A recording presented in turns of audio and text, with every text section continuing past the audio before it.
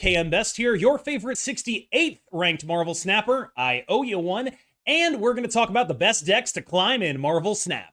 Coming in at an easy number one is Cull Obsidian Thanos. Cull Obsidian has taken this deck to new heights. In my opinion, it is the unquestioned best deck in the game, and the only real threats to its dominance are decks like Hela that can just unreasonably go bigger, and decks like Loki where the card Loki is still very good into you, but a little bit worse than it used to be.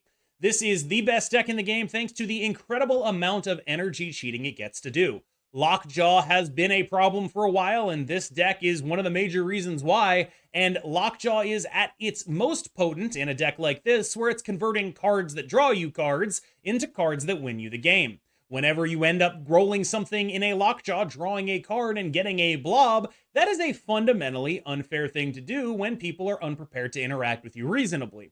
The only real flex slots in here are if you want to get a leech in here, you can flex out one of the 5-drops or flex out Chimera if you like, but the point of both leech and Chimera is the same. Their job is to prevent your opponent from interacting with you in any real way. And a lot of the way that this deck gets its wins is by doing something unfair and then taking away your opponent's ability to interact with you about it. So, in order to beat it, you have to be doing things that are equally or more unfair, and there aren't a lot of decks that are qualified to do that right now because of the sheer numbers that this deck gets to bring to bear. Cull Obsidian was a big addition to this deck because of the way it works not just with, turn 2 Time Stone, turn 3 Cull, turn 4 Scar, but also because Cull Obsidian is a big guy that discounts Scar that you can play outside of a Lockjaw while you put a stone in a Lockjaw on turn 5, thereby more or less guaranteeing that you're going to have a Scar that costs 2 to go alongside, say, a Shang-Chi on the final turn of the game, which is a very outrageous thing to be doing.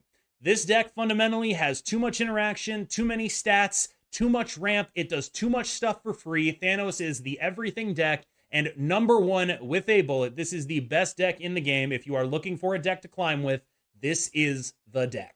Quick note, since Corvus Glaive missions are available right now, this deck is not necessarily better than the other Thanos deck, but it is a compelling list in my opinion, and if you are looking for Corvus Glaive decks to complete those Corvus Glaive weekend missions, I would highly recommend playing this one as opposed to any other Corvus Glaive deck. I think it's the best Corvus Glaive deck. I am not convinced it's the best Thanos deck, but there are some compelling arguments for it, namely the surprise and the power of Hela that you get in this list. The release of Corvus Glaive forced a lot of introspection among Hela gamers, and we're still sort of figuring out what the best Hela decks actually are right now. My personal belief is that eventually over time, everyone will realize that they already had the best 12 for Hela, and it was the same 12 we've been playing this whole time. Hela is a deck that relies on being hard to interact with, and that is undeniably true. When Hela is doing what it's trying to do, you can't really do anything about it. You end up, at best, trying to roll 50-50 Alliance, 50-50 Cosmos. These are not reliable ways of beating Hela. Lockdown decks can do things into Hela by preventing them from being able to play on a lot of other locations, but again, those most often just force them into 50-50s. What actually beats Hela is A, when they don't do the thing, B, when you're able to take them off target somehow, or C, when you can go as big as they can, and that means that the one deck that matches up legitimately well into Hela at this point is Thanos, which is part of why Thanos is such a big performer at the top of the metagame. This metagame is still, to a degree, defined by Hela. It is a deck that says you must be this tall to ride, or you're just going to free lose to me every so often. Now, I do have some advice for those of you who, like me, hate playing against this deck, and my advice is you should never be losing more than 2 cubes to a Hela unless you were favored in the coin flips at the end of the game. You should absolutely, under no circumstances, be losing more than 2 cubes when you are unfavored. You need to be respecting this deck and understanding that if you're dead, you're dead. On that final turn of the game, think, they play Hela, what are the possible permutations? What permutations can I beat?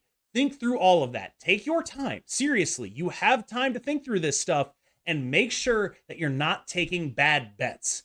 This deck thrives on its opponents not knowing when it's a good time to stay and when it's a bad time to stay. That is the window that it uses to shove you into the ground. And you need to take all the time you can to figure out what the possible lines of play here are and the possible permutations of the cards that come out of Hela.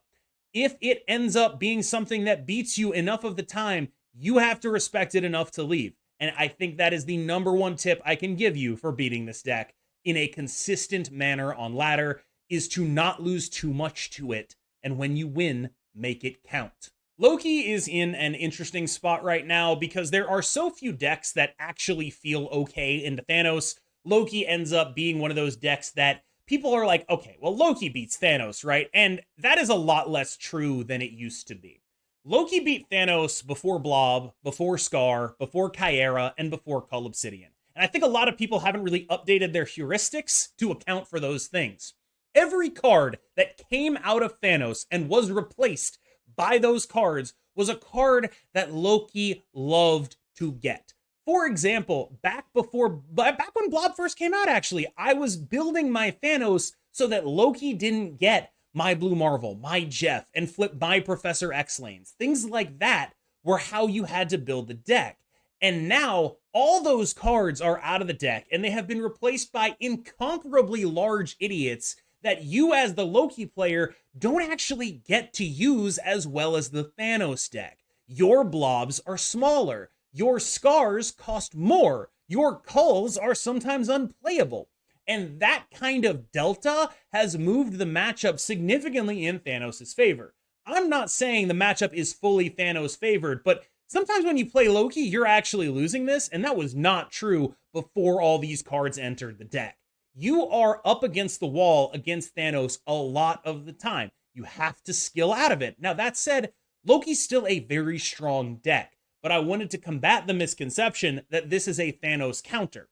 It was 55-45 probably before Cull, and now I think it's very close to 50-50. That said, if you are looking for a deck that is not, absolutely dead into Thanos all the time, you want to be able to play good games against that deck, Loki is about as good as you're going to be able to do. And the games against Thanos are very interesting, very unique, very rewarding, and very fun to game out. You can win them.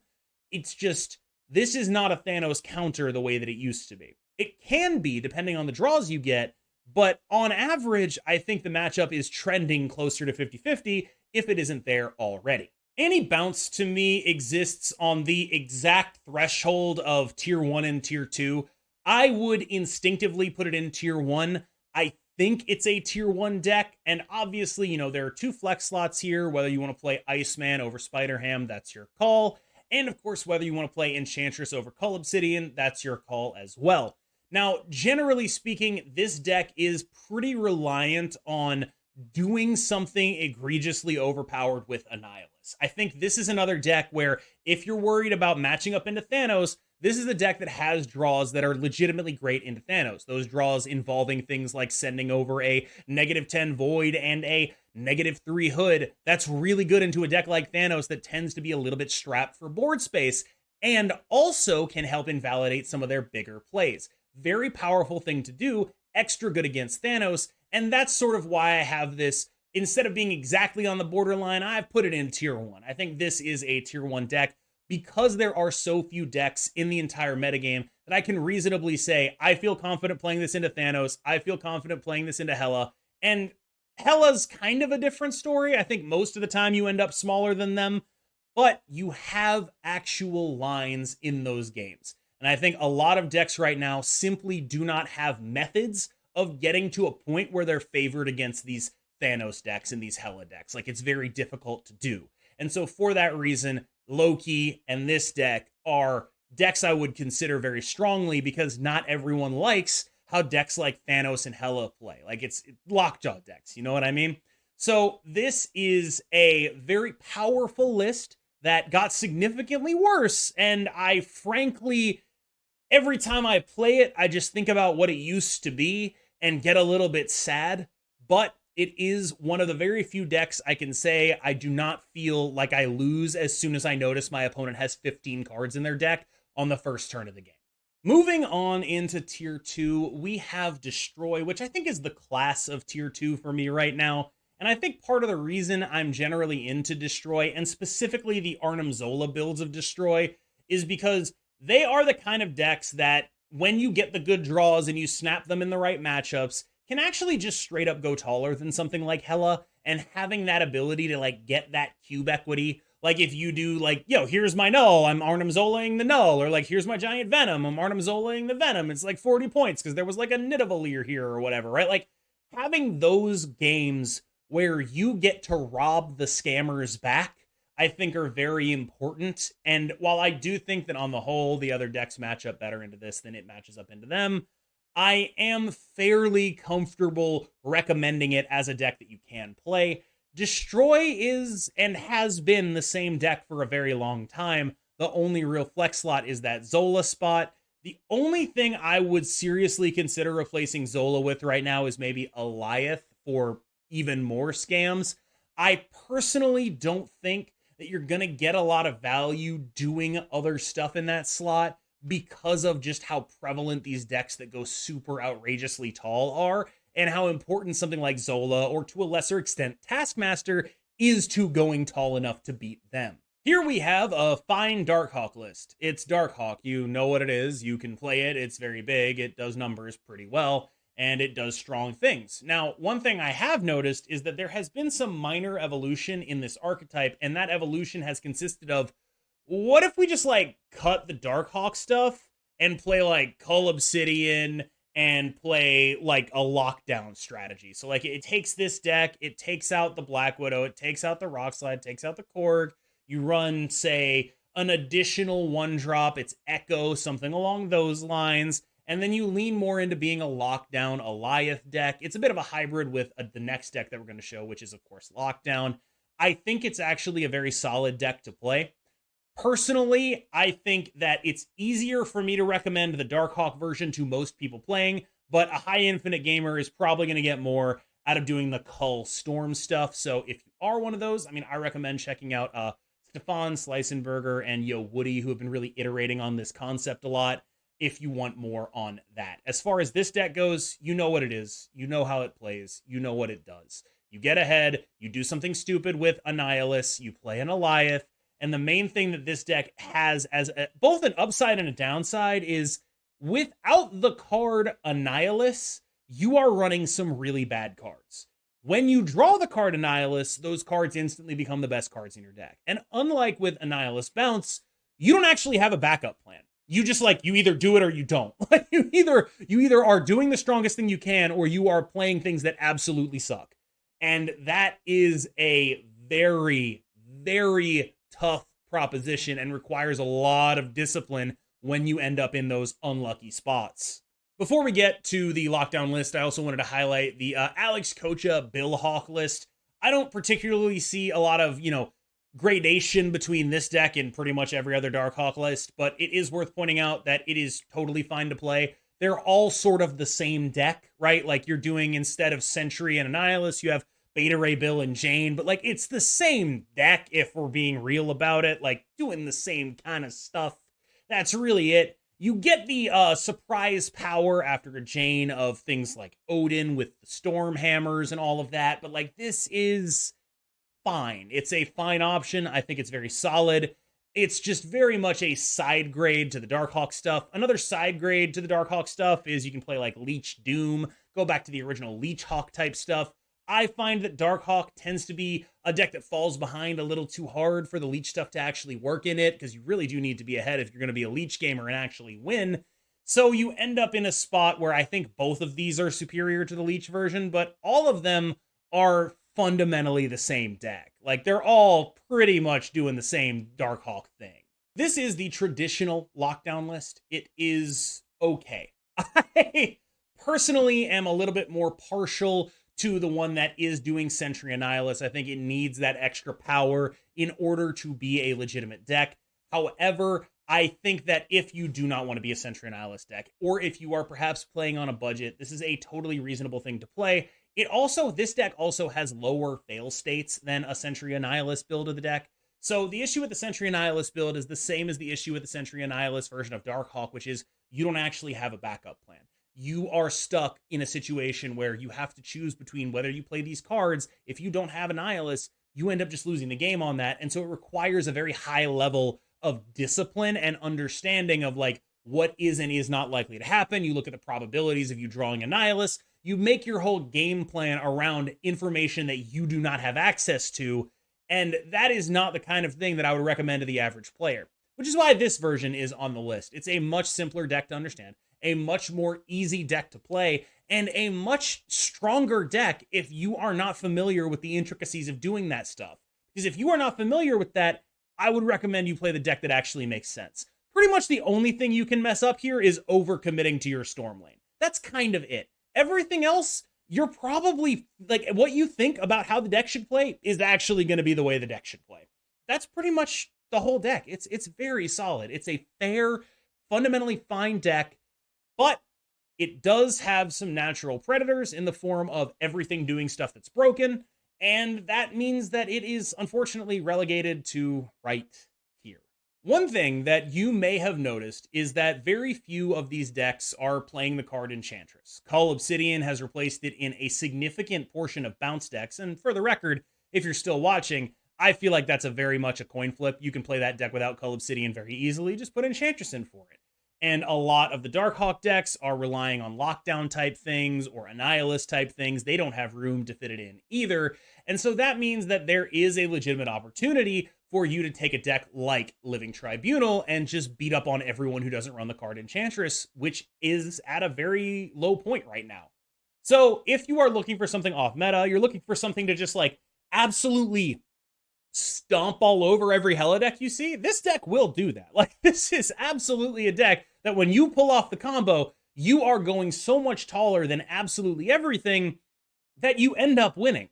And since Enchantress is such a small part of the metagame right now, and this deck really gets hosed by Enchantress, but it's not a lot of places, and it really gets hosed by Mobius, and it's not a lot of places, this deck is actually so strong that I think you could argue it's the patient zero of this current meta, because if you trace it back far enough, this deck was really good. Sera evolved as a way to beat it. Then to beat Sera, we have Hela, and that's where we are now.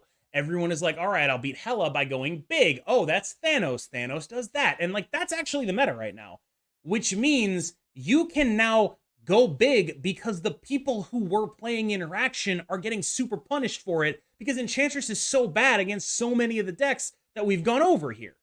That's where Tribunal comes in. Now, again, I'm not saying this will work for you, but this does strike me as a very real metagame for Tribunal if you want to try it. So if you want to beat Tribunal, you can go back to Sera, but frankly, I think Sera is just in kind of an awful spot where it is a deck that instantly loses to Hela. I personally think it's unfavored versus Thanos, but I wouldn't be surprised if the numbers said otherwise. I have always felt that Thanos is actually favored in the matchup post-Cull Obsidian release. As is, I think this is a deck I genuinely would not recommend unless you just really love the playstyle of it. There's too much Hela running around. Thanos goes too big in too many lanes. I don't particularly love where it's positioned right now, but it is a deck that is in the game against a lot of stuff that very few other decks are in the game against, right? So like if you run into someone playing Living Tribunal, you have the tech for that, right? Like you can do a lot of stuff. Another issue you can run into, though, is you are not very able to deal with anything that's playing Storm. You are not really built for that either. You are okay, but I feel like Sera has gone from a matchup where it's like, all right, I'm 55% against everything to like, okay, I'm 45% against everything. And also I instantly lose to Hela. This is not a deck I would necessarily recommend you play right now. It's on here out of respect for what it can do, and because it's not necessarily a bad deck, it's just poorly positioned. But poorly positioned does matter when we're talking about this kind of stuff. She-Naut is a deck that people have gotten on my case for me saying I don't have a lot of respect for, right? And I wanted to clarify exactly what I mean by that. It doesn't mean I don't have a lot of respect for people that play She-Naut. That's not what I'm trying to convey.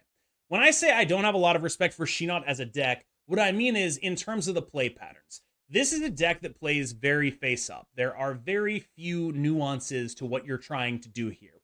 This is pretty much a deck that is aiming to do a very specific thing. You know what you're trying to do. They should know what you're trying to do. And if they can beat it, they will beat it. And if they cannot beat it, they will leave.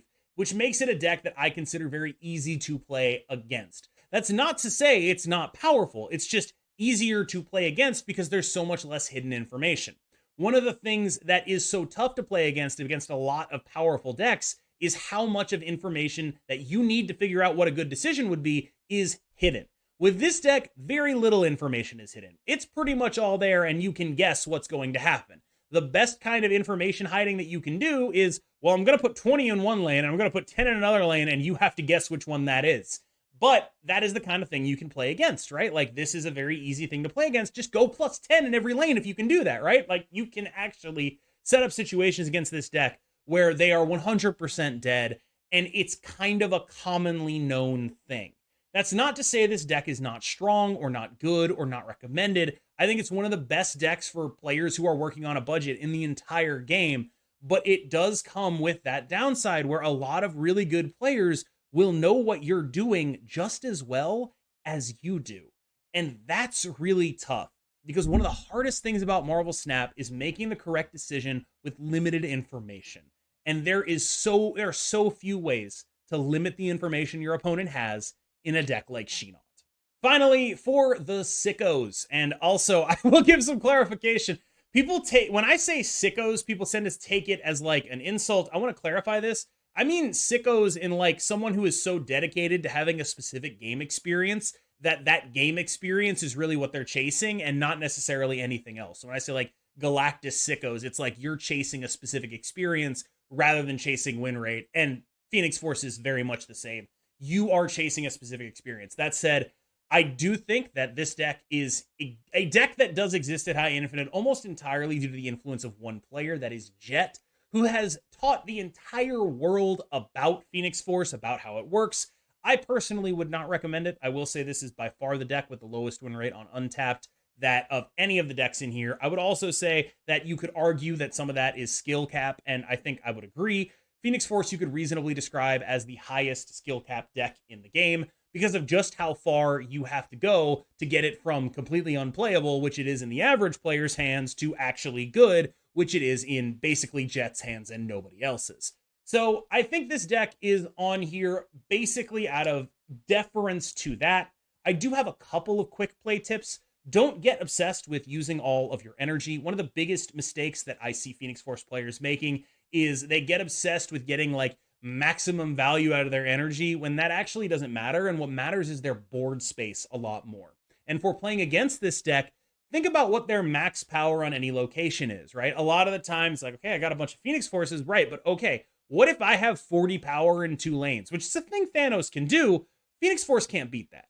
And because you can just like go very, very tall, you have play lines against, even when they put like, if their whole board is Phoenix Forces, that's still 32. And their whole board is never going to be Phoenix Forces. So the way to play against this deck is to pick the lanes that you're going to end up targeting and try to beat them on numbers alone. And I think a lot of people miss that because once Phoenix Force happens, they're like, oh my God, I'm going to die. The other thing you need to know is when you get someone snapping on a multiple man, like, yeah, you can leave. You can leave when they do that. This is a deck that has a pretty convoluted combo with a fairly capped upside. There are some very unique things that you can do, like bringing back a Hulkbuster with the Phoenix Force and attaching it to a multiple man. That works. I didn't know that worked, but it does. And I think the average play skill with this deck is going up thanks to Jet's document, but it's still not a deck that I would recommend to basically anyone watching this video because you're not Jet, presumably. And that guy is kind of the only person I think that should be playing this deck. All right, y'all, thank you so much for making it through this video. As always, I've been KMBest. Remember to like, subscribe, turn on that notification button. I really appreciate it. I still read every comment. It's been a while since I said that, but I do. Even the mean ones. I sometimes pin the mean ones because they're funny. And there's not encouragement for you to be mean. Don't be mean just because you think it. I think I'll find it funny. It also hurts my feelings. Thank you so much for making it through that video. As always, I will see you in the next one. I've been KMBest. You have a good one.